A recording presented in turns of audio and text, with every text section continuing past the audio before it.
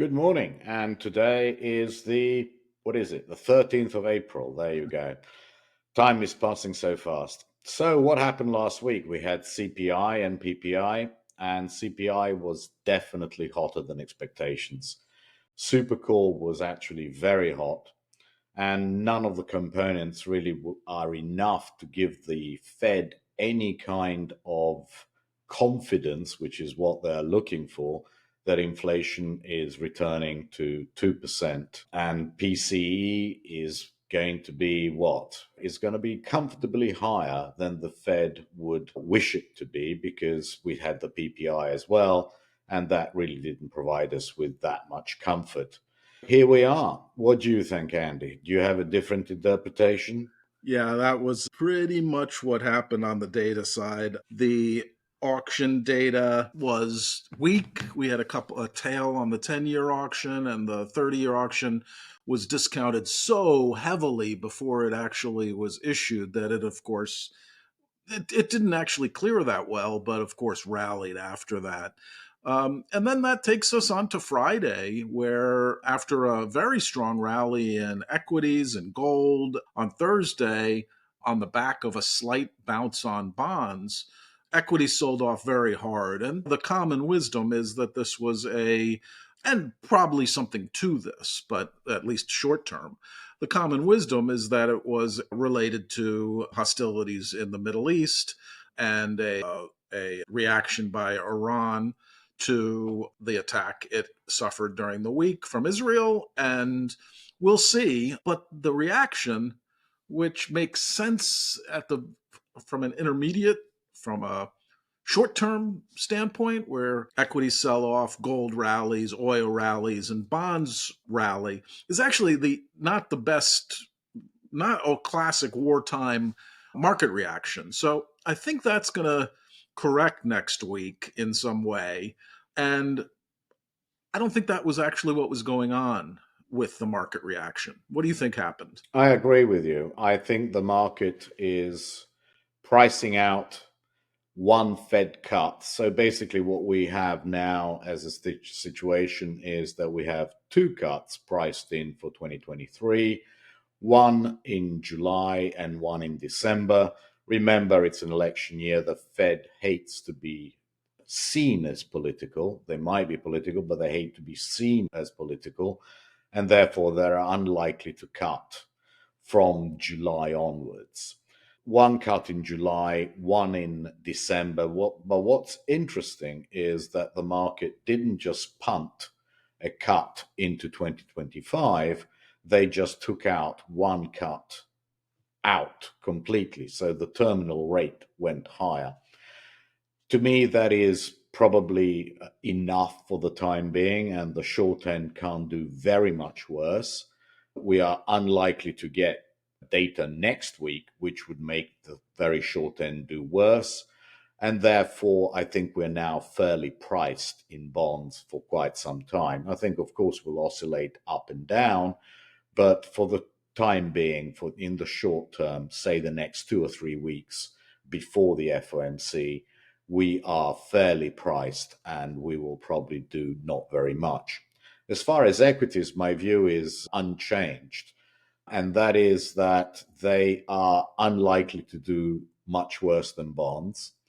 But what is happening is that we are going into earnings season, and the help that the equity market was hoping it was going to get from at least the very short end of bonds, i.e., that cuts would take the long end and therefore they would help with the multiplier and the valuations, is not happening. In fact, the opposite is happening. And therefore, earnings need to be significantly better to justify this level of equities than they needed to be earlier. And we saw what happened on Friday when we had JPM earnings, and they were very good earnings, nothing wrong with them, and the market took it down 4%. So the market is looking for excuses, any kind of number which misses ever so slightly in any single stock, that stock is going to get punished, and punished by 3, 4, 5, 6%, maybe even double digits. which tells me that even the equity market is going to find it very hard to rally above the levels that we saw on that CPI number. We sent you an email, we sold gold and we sold equities on CPI on a bounce. And to tell you the truth, I felt fairly stupid after that because the market refused to go down. It went down on Friday. And I no longer feel stupid, and I feel very confident that those levels, if seen again next week, are sell levels for lower prices in both gold and equities, but not much. Okay, so I will go through some very good buy levels in both in my segment, but just so that you know what our view is, I think that we've seen the highs and the market will probably test lower levels in the weeks ahead, but not much lower, and those levels are probably buys. Yeah, I think for this coming week, I think the important, and frankly for next week and the week and into the week after, ahead of the FOMC and QRA, there's really no data that's going to come as that is both primary, meaning important data, at least in the United States. European CPIs are going to come, and that's going to potentially support bonds by supporting German bonds. But the week ahead and the following week just don't have much primary data. The PCE data is essentially set in stone based on the CPI and PPI. It's going to come in at 0.28 core PCE, which is 3.4% on an annualized basis. And frankly, just is too high for the Fed to get any confidence that the path of inflation is lower. But that's known. And the rest of the data, you might get some jobless claims stuff on Thursdays over the next couple of weeks, but again, secondary data. So the basic picture is that you might see some chop through the end of the month. I think chop with no bid for duration, long-term bonds, and continued pressure on that part of the curve. And then earnings-related action through on individual stocks with, again, a fairly high bar for rallies, meaning the earnings really have to beat. JP Morgan really beat. Wells Fargo really beat. Citi really beat. And these stocks were in aggregate down quite a bit.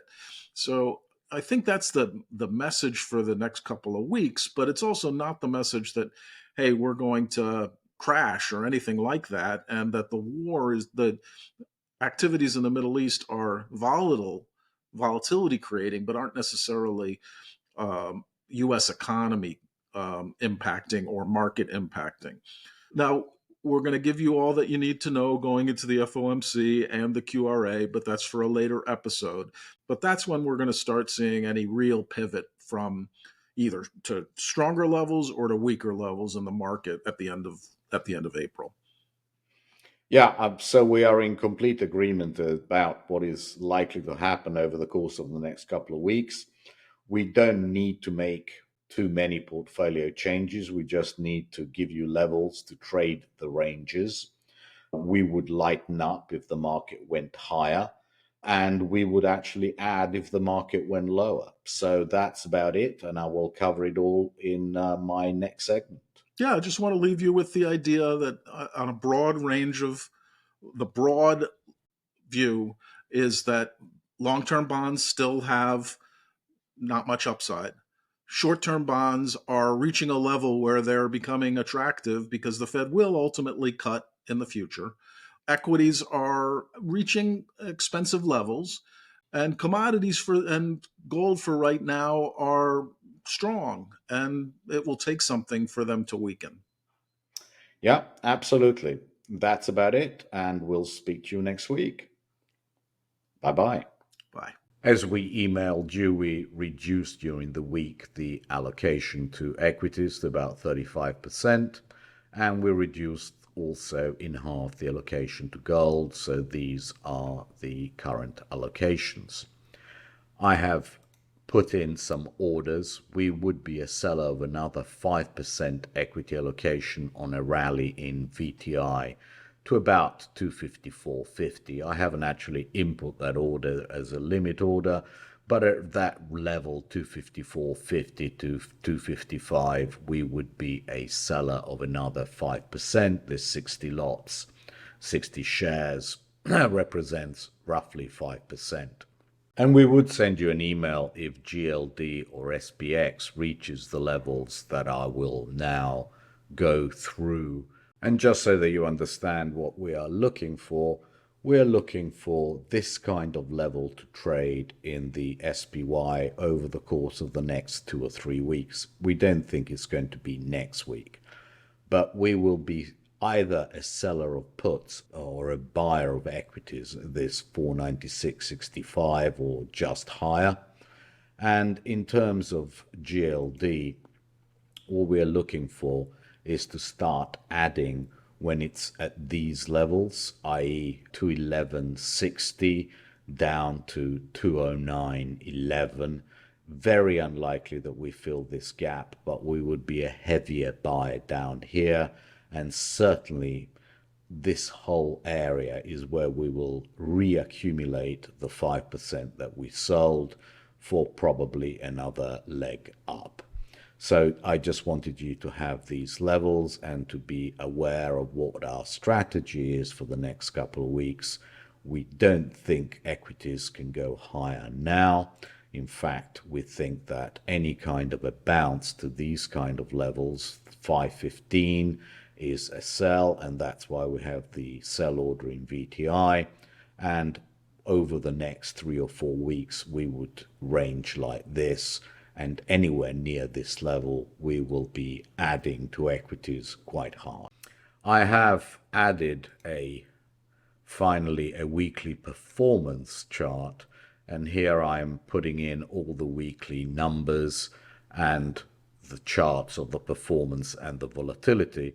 So if anybody wishes to see what the volatility would be if they actually leverage the account, all you've got to do is multiply these numbers by the appropriate leverage and you have it.